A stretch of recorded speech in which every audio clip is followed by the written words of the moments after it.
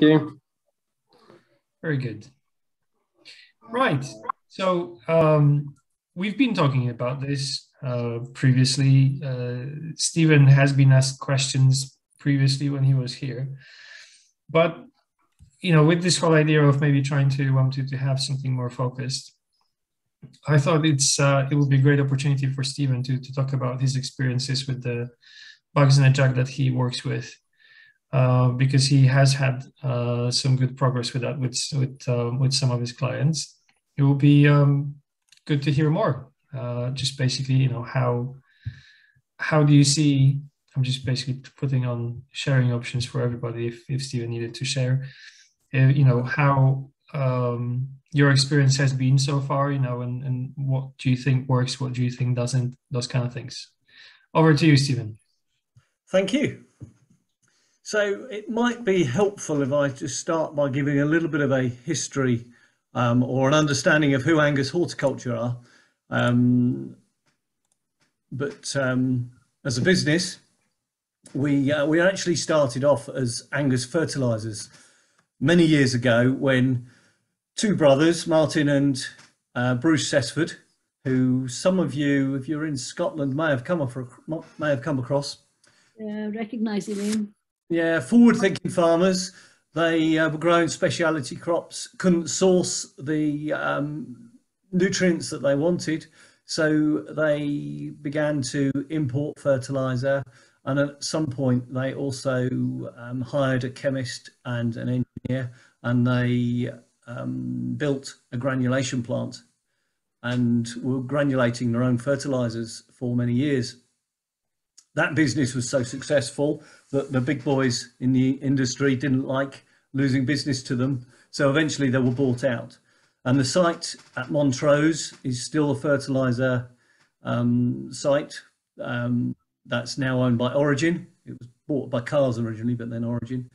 But when they were bought, the family farm where we're now based, 6 miles inland from Montrose, was where the fertiliser granulation plant was based. And so they kept that farm, they kept that site, and they had a gentleman's agreement that well, I say it wasn't gentleman's, I think for the first couple of years it was in contract, but they couldn't sell to agriculture in bulk bags, but they could sell to horticulture in small bags. So that's when Angus Horticulture, the name, came about, and they began working in the horticultural business, but mostly it turned out they did most of the work in sports turf.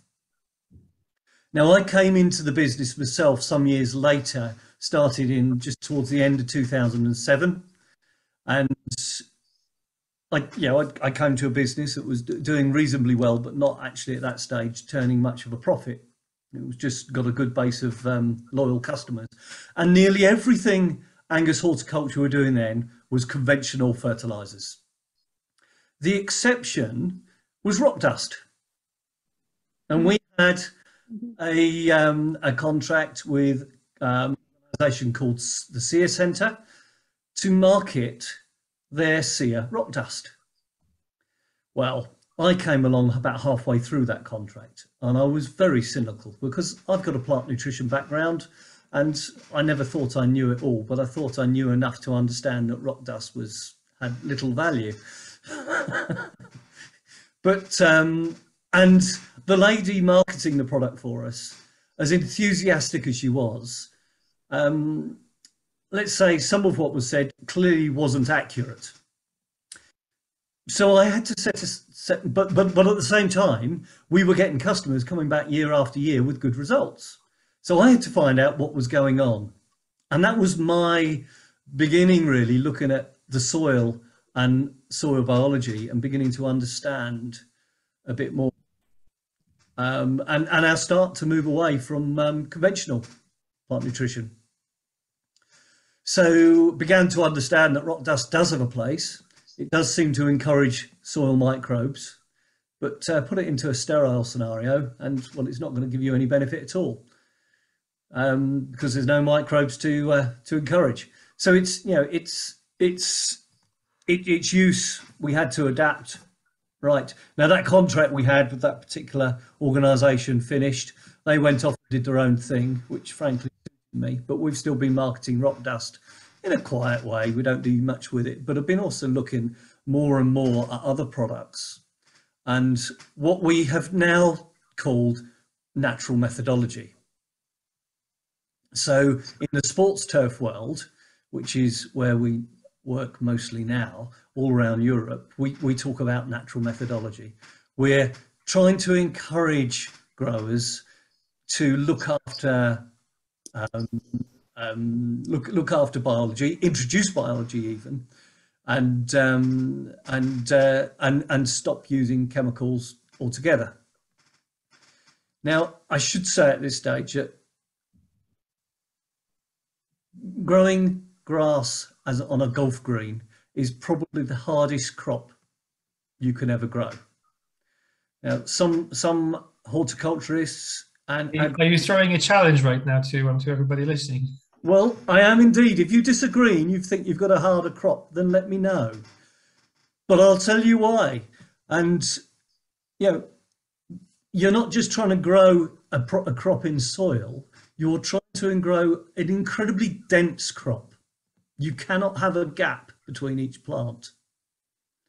You've got to grow the grass in a way that gives you ball speed and a firm surface. And so what they're growing in a lot of the time is pretty much pure sand. There is very little, if any, organic matter in it.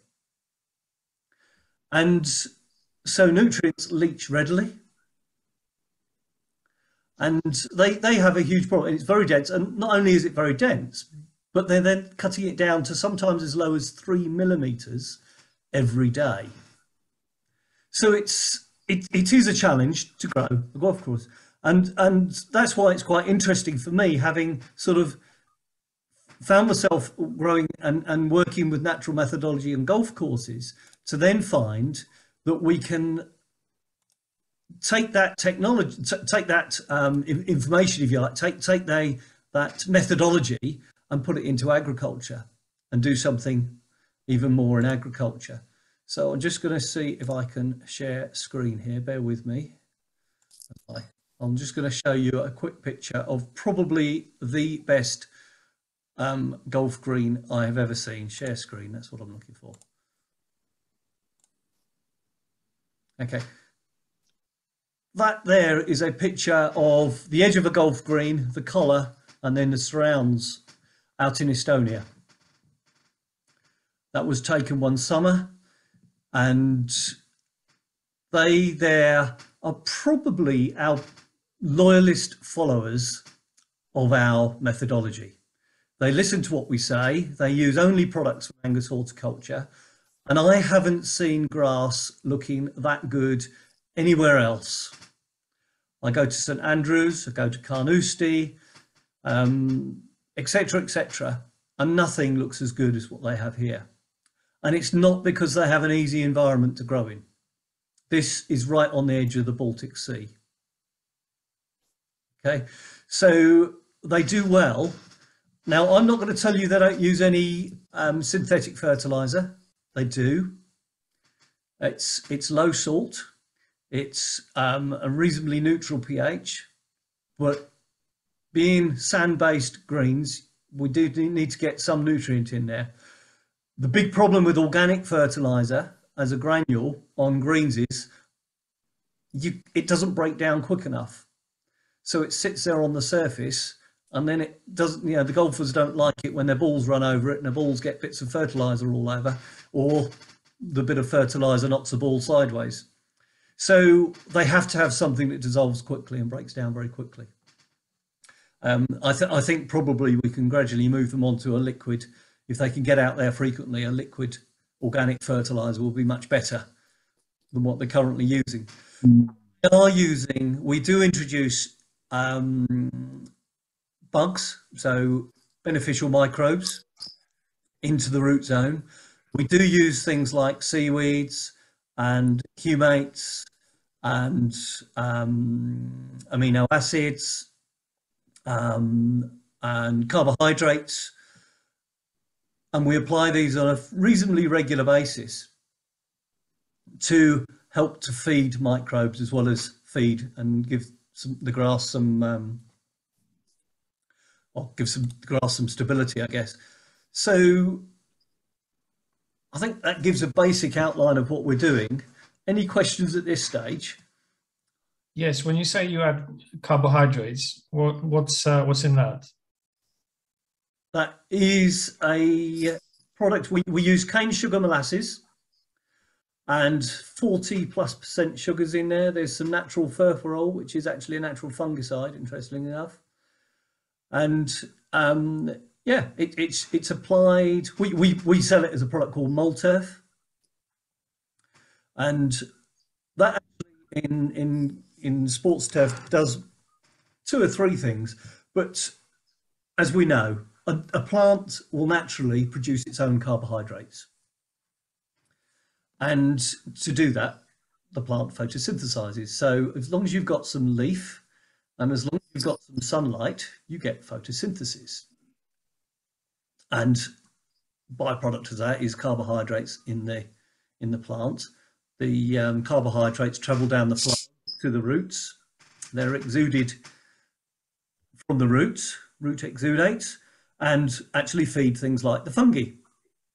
Fungi in return will provide nutrients to the plant. That's all very well and good if you've got plenty of leaf and you're not cutting your leaf away down to 3 millimeters every day. So that's all well and sorry. Sorry. How do the do you ever look through the root profile, for instance, on these turfs? You know, how deep do you see the root going down? That varies considerably on the root zone that's there. But we've seen that particular grass you were seeing there actually has very shallow roots, disappointingly shallow roots, and that's something we're working on. But there's a history to that. The sand they use is actually very salty, very high levels of phosphorus in. So they've actually had big issues because of that. And actually they've had a lot of they've come out a lot of winters with snow cover to very disease-ridden turf.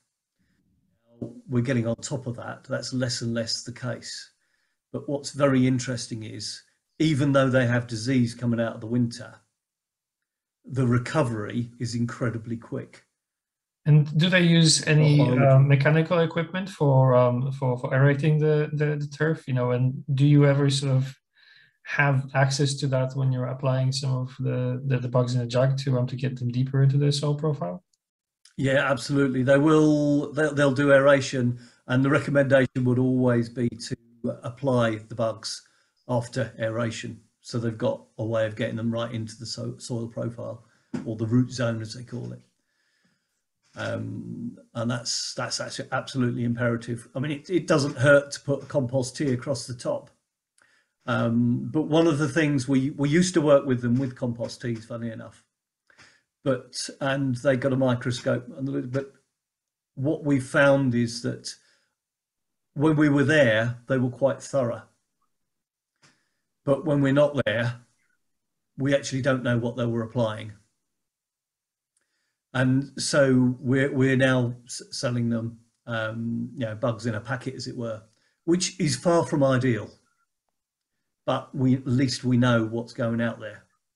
Well, I can actually see that this is one of the things that obviously we're trying to solve here. You know, have something that's easier rather than people brewing their own teas, because I can trust people in this group, not necessarily be that trusting with for instance even with the farmer that we're here on the farm, whether he would be doing this properly, because people want to have an easy solution.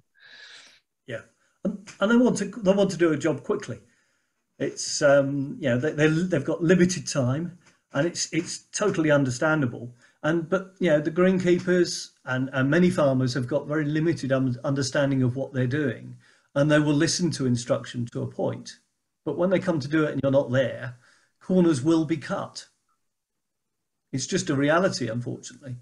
And so we've moved away from compost tea brewing, not because we don't believe it's a good thing, but because we absolutely believe that when applying a compost tea, we need to know what we're applying. We need to know what's in that tea. We need to know what fungi, what bacteria are there.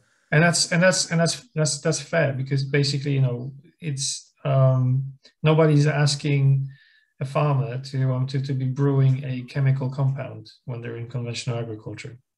Yep, very true. So similarly, we have to do the same. But sorry, Stephen? Is there a human health issue with spraying compost teas? And you put a bad compost tea on, and then a golfer goes and picks up his ball and put his hands on the ball. Is that a worry as well in golf? It possibly should be. What is interesting is I did have one greenkeeper who told me he got disease on his greens after having applied compost tea. And when I asked him, well, what was in your tea? He said, I don't know. Yeah. Now, so it would be very easy, therefore, wouldn't it, to inadvertently apply not just a pathogen to grass, but pathogen to human. And then, yes, picking that up on a golf ball would be a concern. That is a fair point, but also, you know, he says he applied compost teas. We've had a client working in sports turf, and you know, this is, you know, purely chemical system, and he's trying to implement something that is less chemical, basically.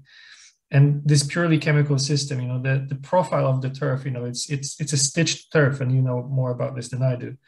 Yes. Basically, the profile of it goes so anaerobic that he says that he would be afraid, you know, of all the sports people who basically just land their face forward onto the turf. It stinks. It literally stinks, you know, and so, you know, trying to work with something like that, it's hard to say at a stage where you're not measuring anything, whether it's compost tea or not, actually.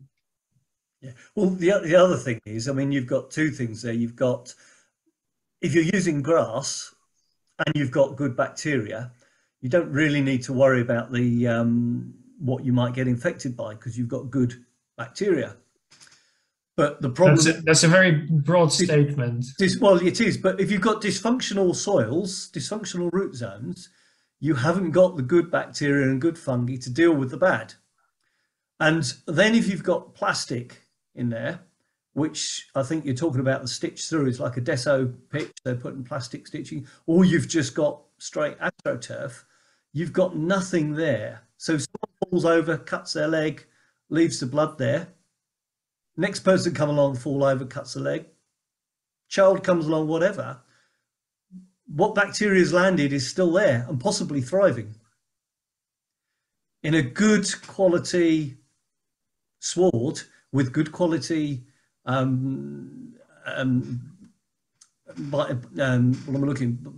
microbes and the right beneficial microbes, that should never be a problem, because the beneficials will outcompete the problem microbes.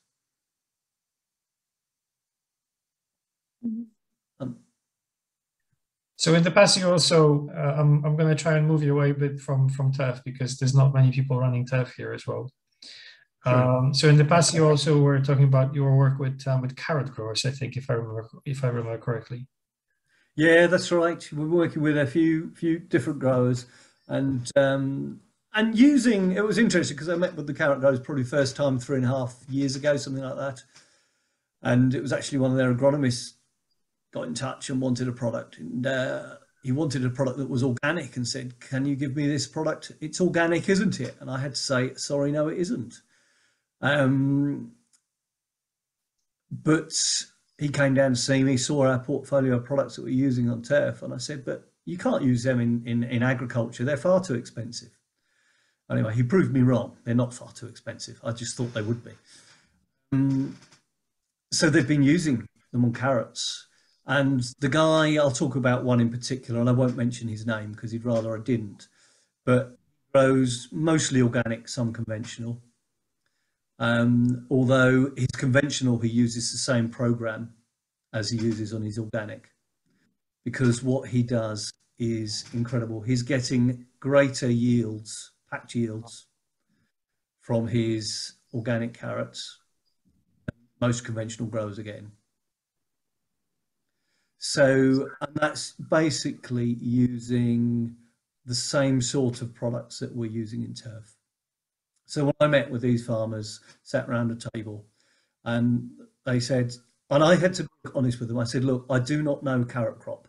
Yeah, I've put carrot seeds in the allotment, but I'm not a carrot agronomist. I can't do that. It's not something I've done before. So you need to be the carrot expert, because I'm not. But he said, but they said to me, but your products will work the same on a carrot as they will on any. And I said, well, yeah, to a point, that's absolutely right. So they tried them, and they've used the same products and got tremendous results. And it's using, they don't need to use molasses as much as we use molasses in turf, but they do probably use more humates than we use in turf. They use a lot of seaweed. They're using some organic NPK fertilizers. They have reduced they used to put SOP, and they still do, but they have reduced the applications of SOP by more than 60% now, about 70% I think it is. Wow. And I'm encouraging them to reduce that even further. And they're getting, I won't say they have never had any disease, but it's very, very little. And it's not disease that is causing a problem to the whole crop. The farmer will look, go and visit him last summer, and after a few days of heavy rain, and he looked up the wheelings. He said, Stephen, these should be sitting wet. And he recognises that the soil is better because he's got microbes and he's looking after the soil, and therefore the water goes in rather than just running off the. Do you have sort of any estimates of what was his chemical inputs per hectare versus in pounds per hectare, and then are you making this cheaper for him, or did you sort of match sort of that kind of price? How does it work for him in terms of cost? Yeah, good question. I mean, the chemical he was applying, he's gone from what 1250 kilos down to 500 kilos and reducing. The cost, he may well be spending a tad more than he was, but he is very, very happy with that. Because if overall on 100 hectares, I'm making up the numbers, but roughly speaking, if overall he can spend £250,000 more, but his income is £2 million more, he's going to be a happy man. So obviously, I think on in horticulture, the results per hectare are a order of magnitude higher than in sort of pastures or arable. So I'm not very well versed with these sort of horticulture results. So if you want to walk us through it, that would be great. Well, you're right. I mean, an organic carrot crop is going to be a high value crop compared to pasture land or cereals. No doubt about that. Right. Is that one of the things that he grows, organic cover crop? No, organic carrots. Organic carrots, I'm sorry. Yeah. So it will be a high value crop compared to What sort of tonnage yields per hectare from carrots? I really don't know anything about this crop. I'm curious. No, and to be honest, they give me the numbers, and I won't say it goes in one ear and out the other, but I can never remember because they muddle them up all the time. Every grower, one talks about acres, one talks about hectares, one talks about conventional yield, one talks about a harvest yield, and one talks about a patch yield, and I get totally confused with it all.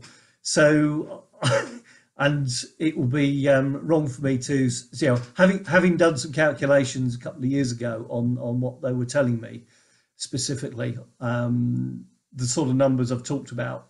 I mean, I know what they're spending with me. Now, what they're spending with me isn't all increased expenditure for them. We have to remember, it's they've reduced other expenditure to spend money on my. Yes, yeah, of course. So. But I know the increase in yield they're getting is a huge income for them. So if you basically have got you've got your mix for your turf, and is that a similar mix on with these carrot growers? Yeah, very much. Okay. So if that's the similar thing that you use in the turf, so now you've got experience in two different crops. All right, I missed the question. Either my freeze froze or yours did. Okay, shall I repeat can you hear me okay? Thanks.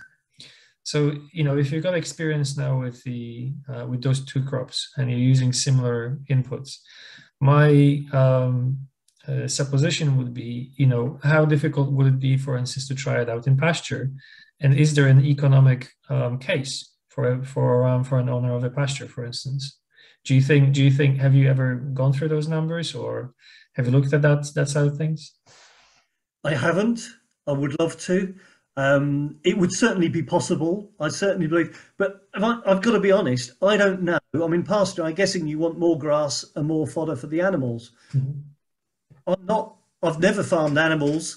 I really don't know. So I'm going to rely on people who grow pastures in the same way as I relied on those who grew the carrots to give me the feedback on the crop that you know and understand. And I can give my suggestions as to what best to apply to that crop to get you the best results. And how would you do that? We can then put a program together. We can then cost that program based on volumes. And let's be honest, in the greenkeeping world, we sell pretty much everything in 10-litre bottles. In the agricultural world, on the scale you're on there, you'll want to be 1,000-litre IBCs. The price per litre is dramatically different. It's very true. So we have to look according to scale, according to needs, according to what we're there. And I need to think about too, if we're applying products that you're putting animals on, I think pretty much all the products won't be a problem, but we do need to think about, is it safe for the animals? Yeah, this is something that we keep in mind as well. Mm. So yeah, it'll be interesting actually, to have this sort of conversation where, you look at sort of a costing of a few farmers, who keep animals maybe then, and then see, if there's a business case for Angus horticulture, to see something, if there's something you want to try out. I don't see a reason why, if there is a mix, that's working somewhere, I don't see a reason why people should be, waiting for us, for instance, if we could introduce you and say, like, go ahead and see if you can help. Yeah. Well, absolutely. I think that's right. And once you've got your goop or whatever ready, then that's going to be an important addition to what we're doing. Well, full disclaimer, we go back a while, and we've recently been talking about sort of getting some supplies from you for our product, for helping individual growers or helping farmers who want to make their own compost better, things like that. So there is a lot of synergy in terms of between what we're doing. Yeah. And so I don't see at the moment any one particular company that has got a full system. I'm hoping that maybe Andrew Wilson after this season is going to come back and say, yeah, we found the one that we've done the trials, and suddenly we've got the total solution. Yeah, I'll be celebrating.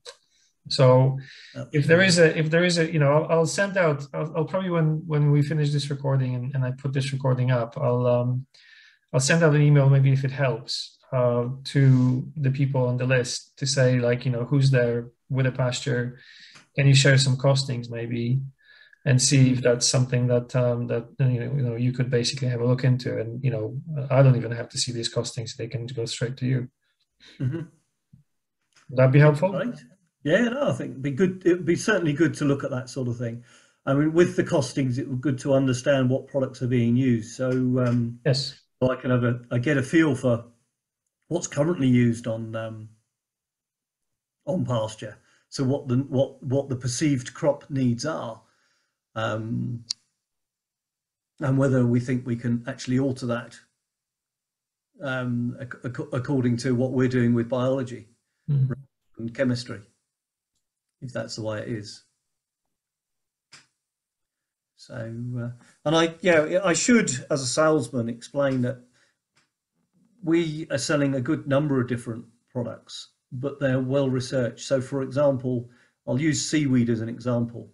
There are so many different seaweed products out there available, some registered organic, some not. And they vary dramatically in quality.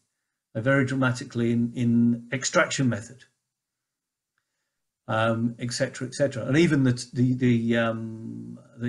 source of seaweed used. So some use Ascophyllum nodosum, others will use other, I can't remember the Latin names for them now, but other sources of seaweed.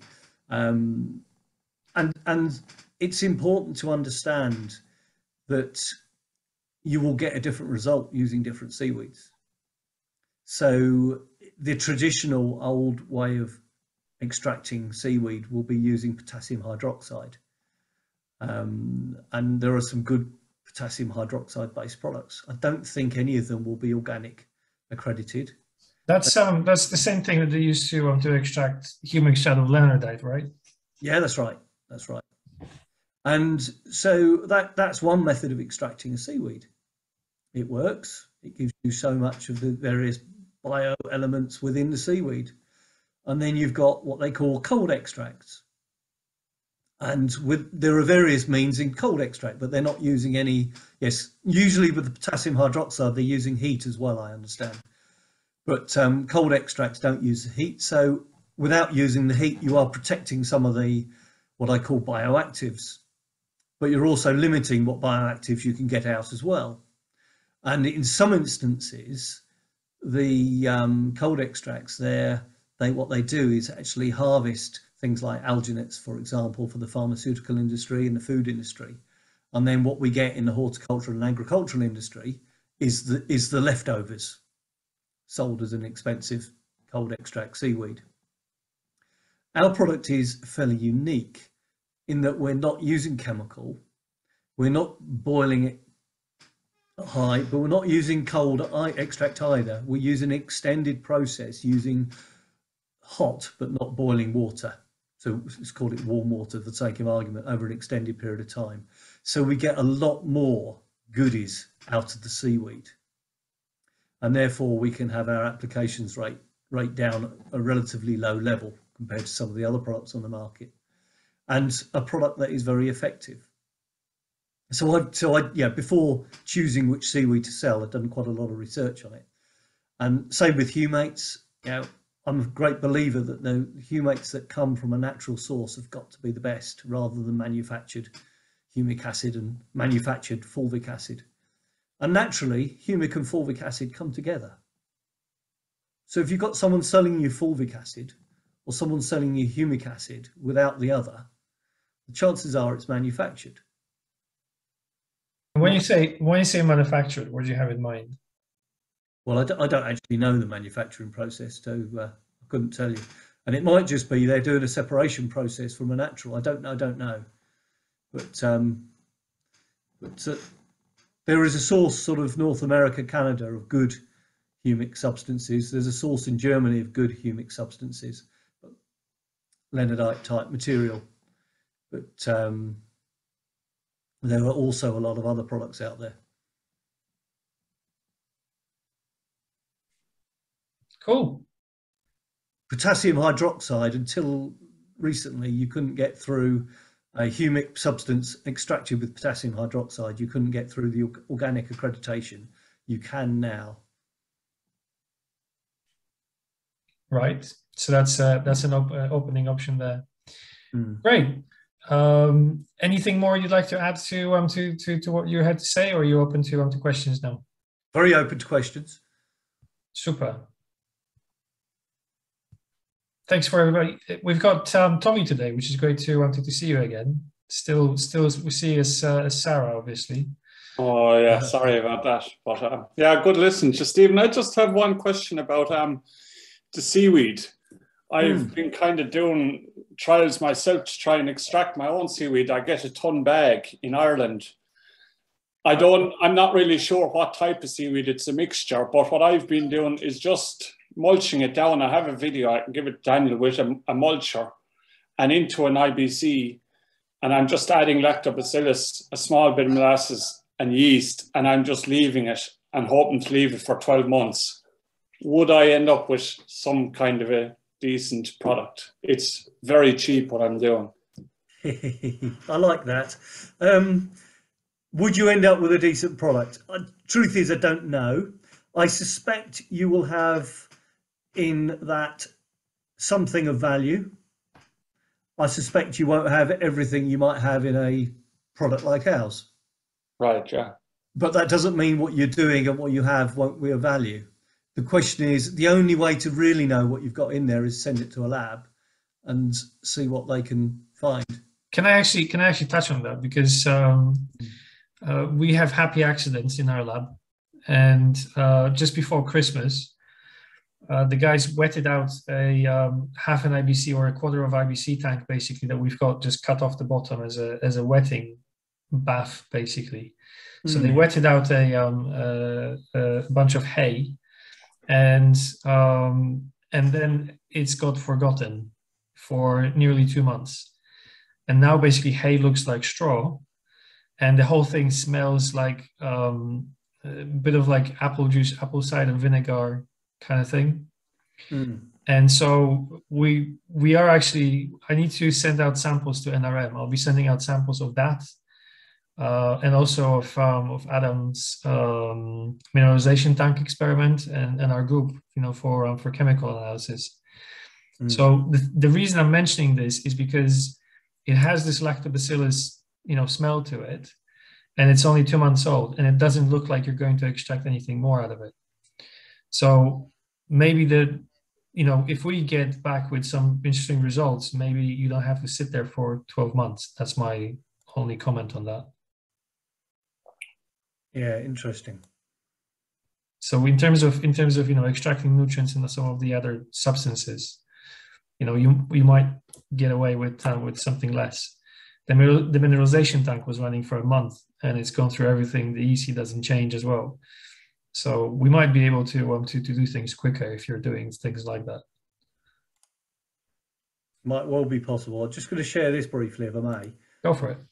This is if you can see that, it's this was our seaweed, and then other people's seaweed, which hopefully you won't recognise the names of, and these are the various goodies within the seaweed, and that's what we need. It's actually not easy to find a lab that can test for these, but what we did was send them to a lab actually in Ireland, who they didn't know which was our seaweed, so the samples was labelled A, B, C, D, etc. And they came back with these results. So we know these are consistent with a same testing methodology.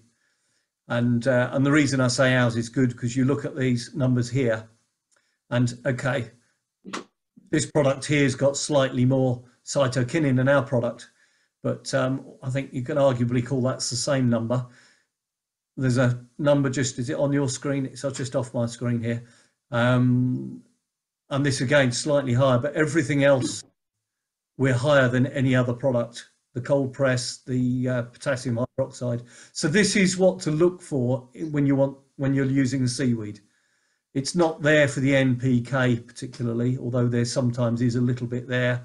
It's not really there for the trace elements, although there is sometimes a little bit there. But all these different bioactives do different things within the plant and can be useful to you. So yes. Sorry, do you know who does the testing of this? I can find that information for you, but I can't tell you from the top of my head, I'm afraid. Oh, but...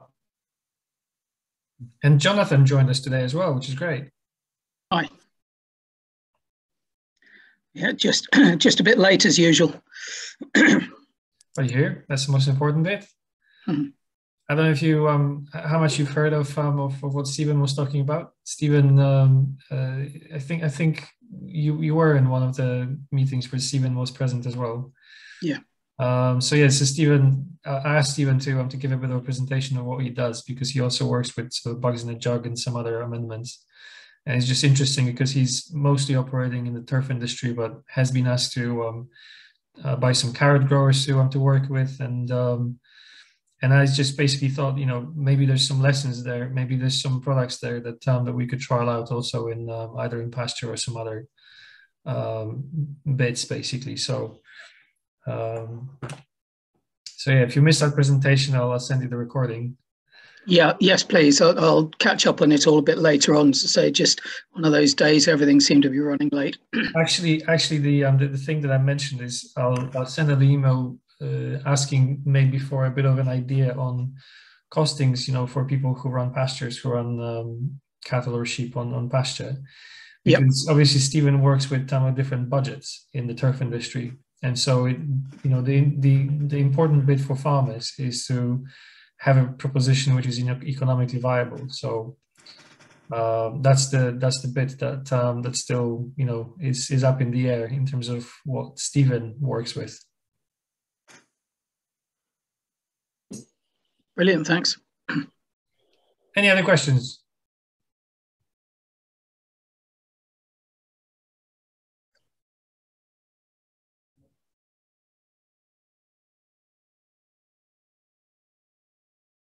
You mentioned nematicides and that sort of thing earlier on. Specifically, I'm thinking Emgard. I know there's all sorts of different people try telling us different seaweed products over the years to a level where you start thinking it's all a little bit muck and magic, really. Free living nematodes, particularly, are becoming a little bit more of an issue. We've got more on top of PCN through resistant varieties mostly, but non-chemical ways of dealing with free living nematodes seem a little bit sketchy. Whether there's anything in some of these more organic type compounds, I'll be interested in your views, really. What is that? What crop is that? Potatoes. Yeah, I know the comment was, has anybody got anything more difficult than grass to grow? And mostly grass grows wherever it feels like it, but potatoes are a little bit different. Okay. Ooh. I've got some thoughts on that. We're actually working on a chitin-based compost at the moment. Right. I think you know something about this, Daniel, too. So one of my co-directors, Martin Sesford, is working very hard.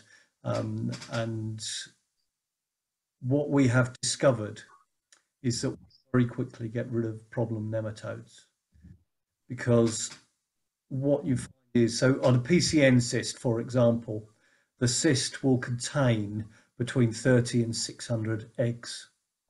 And if they hatch, you've gone from female nematode to up to 600 nematodes. And they will hatch when there's potato in the ground for them to feed off. Yep. That cyst cell wall, the cyst wall, is made up partly of chitin, chitinous material. Chitin is second most abundant polymer, natural polymer in the world, I believe. Naturally occurring in soils. It's there in the backbone of arthropods, for example.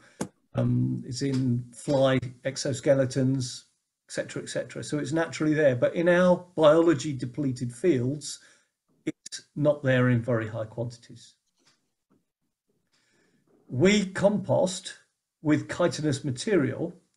We are essentially producing microbes that break down chitin and enzymes that break down chitin. We introduce that to the soil. They look for the chitin and break it down. Cysts that might be viable with eggs, but then the cyst wall gets broken down because we've introduced consuming microbes, then become unviable. And what we have discovered is within a relatively short period, we can take fields that have been scheduled to levels where they can't find cysts, or if they, I think actually out of 16 tests, they found one unviable cyst. That's pretty decent. That is not yet. Do you have some of the data published, or? No, it's too early for that, unfortunately, and I probably shouldn't be telling you all of this. But secret's safe with us, Stephen. Yeah, nobody ever watches these videos. But however, I have some chitinous material if you want to buy some. It's interesting. It's interesting actually, because the thing is that we've been actually talking about this with Adam. Same logic basically, and I didn't tell Adam about your experiments. Okay. So this is something that it applies. I'm assuming all nematodes. Correct me if I'm wrong here, but as I understand it, all nematodes behave in a similar fashion, whether they be bean stem nematode or potato cyst nematode or beet cyst nematode or any other for that matter. The general principle is similar in how they behave. I mean, how are you making use of the compost to get best results out of it? Are you mixing it in or planting it with the potatoes or coating on the surface between other crops? How is it best done, Stephen? Good question. I'm not a nematologist, but we know there's pathogenic nematodes and we know there's nematodes which we would like to have. And let me say from the outset, it is much better, in my opinion, to get a good quality soil with a good range and diversity of beneficial microbes, including beneficial nematodes. And if you get a good quality soil with good quality microbes, I don't believe PCN will be an issue, because I think the good soil won't support a PCN population that becomes an issue. I think PCN isn't as big a problem as it once was because of resistant nematodes and resistant varieties. Yes. And little bits and bobs with cover crops and things like that. It's free living nematodes that are a bit more of an issue. And it can be multiple. Overwinter's tools have done a lot of damage, to be fair, with Yes. things like groundswell and annual meadowgrass, groundsel, and annual meadowgrass and stuff like that that's multiplied it. And also rape to a lesser extent. We haven't grown rape for 12 years now, so we can't really blame that. But free livers, we are seeing a little bit of sprang in some areas, and we maybe haven't seen it before. It's a difficult thing to test for, to be fair, to particularly do it accurately. You test it and think it's clean, and it's not. The Armid actually, the Armid actually just wrote in comments. We used a radish green manure as a fumigant to kill PCN. It worked. The field had failed for PCN for 20 years, and then after this passed. Could have been a lack of testing in between. Okay, fine. But we now wondered if it wiped out all nematodes. Good question. Send us a sample, I'll tell you. Or just learn that blooming microscope and you'll do it yourself. There you go. So the thing with that is, I'm definitely waiting for those papers, Stephen, because you know me in that case. We want to actually show the results, and we wanted to have these things backed up by these tests that you're running. So I'm very keen to see the papers, to see the write-up basically from that. We also work on the principle given to us from above from Dr. Ingham, that if we have a full set of microbes, then basically the root feeders get outcompeted. That's the idea behind that. And it's the testing that we need now to give everybody the confidence in that. I mean, our trials are fairly early days, but the early signs are very, very encouraging. So, I feel that actually, I think we're at a very heavy disadvantage here in the UK in terms of sort of distributing these ideas around, because here in England we're very, very much oriented to having everything well tested, whilst in America it's sort of like, yeah, let's I've heard my neighbor did that, so that has to work, kind of thing. And so I think we're much more thorough in that regard, but less hype. Yeah, indeed. In answer to the question earlier, how do we apply the stuff? It's just really put through a muck spreader type gadget field on the surface, and then ideally, I think we should put it on after a potato crop rather than just before, because then you've got maximum time for effect before the next potato crop. And then the question from Doug was, are you composting insect frass? If so, what with? We have looked at insect frass as one possibility, but that's actually getting quite expensive to buy. Doug, say hi to Mr. Small when you see him next time. We were just having a conversation the other day with him. It's a very small world, Daniel. Your name keeps cropping up everywhere, and I think our paths keep crossing in different directions. Yeah, I'm happy. I'm really glad about that. Yeah. So we're gonna try.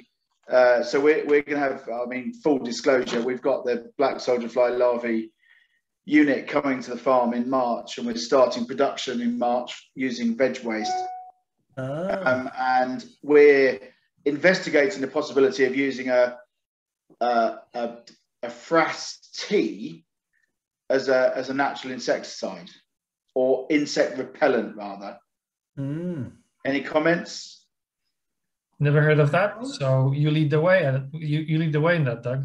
Yeah, it's just again the significant amounts of chitin in the frass tea, or the frass rather.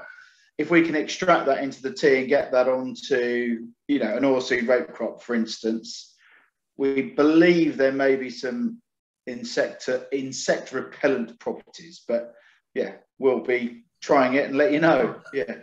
The one thing to try in terms of bugs in a jug is Bavaria for things like flea beetle. If you're talking about the stuff, because it's everywhere. You can buy it everywhere. And it's the one thing that I still don't know is whether oilseed rape makes any endophytic connection with that bug, because with that fungi, it's a fungi. Because the thing is that there's quite a few grasses that actually make these connections, but I don't know about brassicas. So there's another thing for you to say. But we're talking. It's funny. We're talking about these chitin and frass. Or keratin down the line, but chitin and frass, basically all these things, and we're working on this thing to grow out fungi, and basically on the same. It's really sort of converging with what Stephen is saying, what Bruce and Martin Sesford have been working on, that chitin as compost. We basically think of it more of an addition to our composting, rather than, I think you're using sort of really high amounts of that sort of, is it seafood byproduct, isn't it, that you're trying to? Yeah, that's right. So most of the chitin we're putting into the compost will come from the seafood industry, which in itself, though, creates its own problems regulatory wise. So what we're actually potentially looking at right now is sort of, we're going to be experimenting actually with some of Richard's waste products of that. So right. maybe we'll get to the point where I'll be picking up some stuff from Doug, basically, that he's not using in his thing, and then putting it in our compost. I don't know. It seems that we're building things together here, so it's quite interesting. What I will say is that chitin, we sell a liquid chitin-based product, and not only are we seeing an improved vigor in the plant and an improved or a reduced disease susceptibility, but we're also recognizing that this product seems to be promoting beneficial microbes, but antagonistic towards pathogenic microbes. Now, how that works, I don't know, but it seems to be fairly consistent. And is that experience from the turf industry, or did you see that somewhere else as well? No, that's a wide range of crops throughout the world. Very wide range of crops throughout the world. I'm just basically sort of asking about your own experience there. So yeah, well, my experience is very limited on that product. Is very limited in turf. Right. So more using that in agricultural crops. But you've seen records of it working elsewhere as well, basically. Yeah, absolutely. Yeah. And do you have any any articles or anything that that would be interesting to look at in that respect, to read up on? Or I've got a product data sheet, but no, there is, to be honest, there is loads. If you Google it, there's loads online. So there probably are various articles I can find to send you. But there is actually a lot available online. It's not. That'll be interesting. Yeah, because we were looking at the possibility of patenting our idea, but the more I look at it, the more the information is already out there. So what are we actually patenting? I get the question about IP from investors all the time, and I'm just, I'm saying to them that we're working with naturally occurring microbes. I'm not going to be modifying anything genetically. Yeah. Well, there may be some parts of the process that I can protect, and satisfy them that way. But I'm not even too bothered. The thing is that this whole group of people that are doing this at the moment is so small, really, and the amount of market that we own is tiny in comparison to the chemical agriculture. I think there needs to be more of us right now. Yeah. Right. Any more questions? Because an hour has passed, believe it or not. Doug, where are you based? And Andy, I've got a quick one for Stephen. Yep. Leather jackets and wireworm. How are your golf courses coping with them? Are they just because they've got healthier soils, they're not getting an issue? Just our neighbouring golf course got absolutely slaughtered with the leather jackets last year. Yeah, leather jackets and Schaefer grubs can be particularly damaging on golf greens. I won't say this is necessarily a complete solution, but these grubs are a problem because they eat the roots of the grass, and the grass without roots obviously struggles to survive. And the other thing is crows come down for these things. These grubs do not have livers. Without livers, they can't deal with sugar very well. Another use of our carbohydrate product, we pump the plant with carbohydrates. You've got high sugar levels in the plant, including the roots. Well, that's interesting. We tend to find that the problem is at the very least reduced. Just by putting sort of molasses type products on, you mean? Yeah. We try and get the Brix level in the plant up to between 11 and 14. Yeah. And it tends to be down 2 and 3. Yeah. So it's something that's basically artificially pumped up whilst you're applying it, but then the plants go back to its usual Brix levels. Well, it does. So we apply it fortnightly, if not weekly. If there's a particular, it depends on the scenario, but and depends, how quickly you want an effect. So on turf, the application rate might be anything between 10 and 40 litres a hectare. We wouldn't want to go fortnightly at 40 litres a hectare, but if you've got a real problem, you might go fortnightly at 20 litres a hectare. But that's diluted product, right? So that's basically in water. So how much? No, that's our product. They're diluted, so it will be between 10 and 40 litres of our product, diluted in probably 200 to 300 litres of water. And is the product that you sell, is that in powder form or is it in water suspension? Liquid. It's in liquid. It is in liquid. And what sort of percentage sugar is it in it? In that liquid? 40. We say 40 plus. So 40 plus. Okay, so about 20. Say 20 kilo of sugar per hectare. It's not homeopathic, but it's not a huge amount really when you think of it.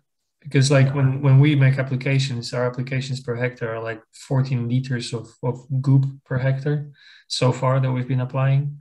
So it's not a huge amount really. No. Any more questions? No. Looking forward to seeing the recordings. I missed a crucial bit earlier on, but all sounds very interesting. Thank you. Super. Thank you very much to Stephen for sharing what he's doing. I hope this was interesting and valuable, and we can do some things together in the future. Yeah, thanks. Thanks so much. Take care.